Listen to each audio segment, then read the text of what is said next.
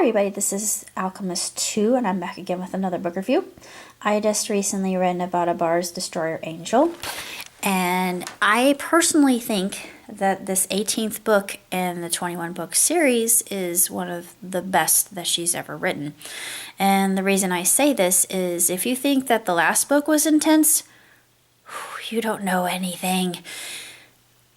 Anna is in a situation where we are fairly certain that her life, as well as the life of some other people who are very affluent, hang in the balance. And this takes place in Minnesota. And you can see just the entire backdrop, although the backdrop is marred by these monstrous men, for lack of a better word. They're not men, they're perverse creatures that are just derelict, and their minds are brambled and twisted and disgusting. And you think, ugh, how? I don't understand how some people can be that way. It makes no sense to me. And unfortunately, truth is stranger than fiction, and we hear a lot of stories about this. And it brings to mind what's going on in the news today with just all of the sex scandals, especially with pedophilia. And this book talks about that. And it seems like it's kind of a taboo topic, but it's coming out more and more. And people are being directed as to what can be done and how these people can be helped, and if they can be helped or rehabilitated.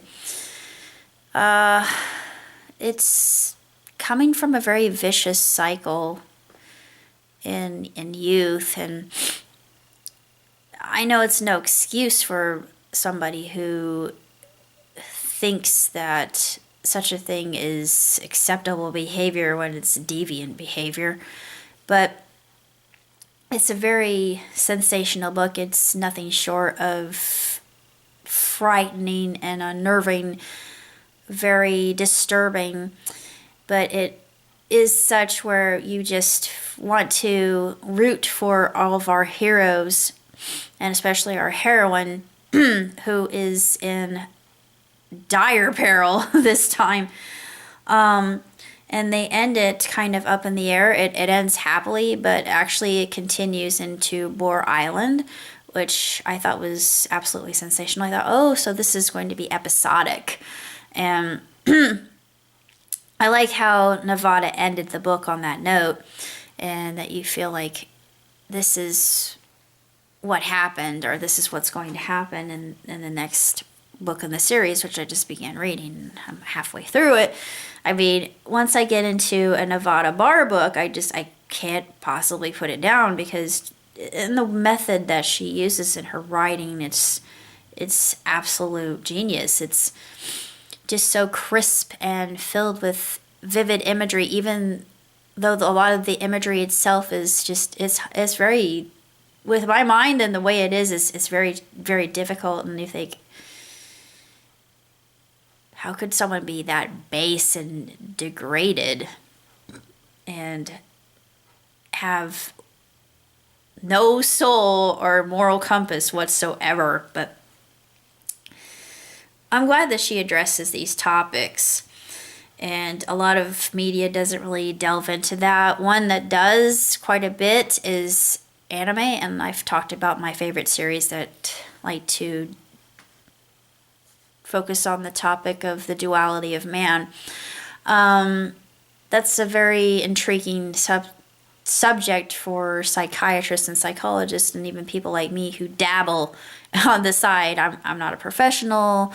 I'm not even a mentalist. It's just is something that really fascinates me.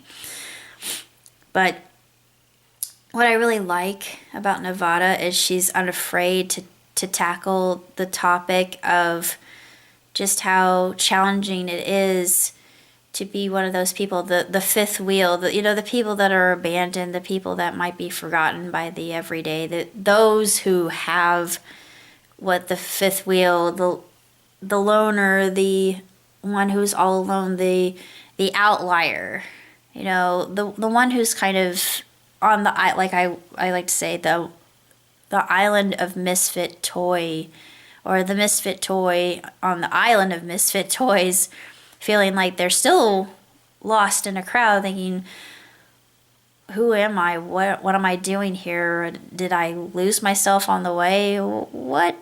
There's just a whole another level. You're just completely have a lack. There's really, it's sort of like you have amnesia. You're trying to remember how to do everything and how to recuperate from whatever happened to you, whatever past trauma, or current trauma. But with Anna, it's not all, woe is me, oh, lack and alas.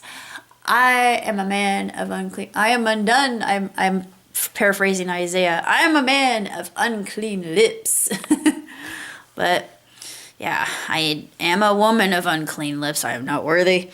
But she speaks of just how she's able to pull herself together, and despite the fact that she has emotion, she's unafraid to handle that, because we all do, women more so often than men. But it's not wrong or bad or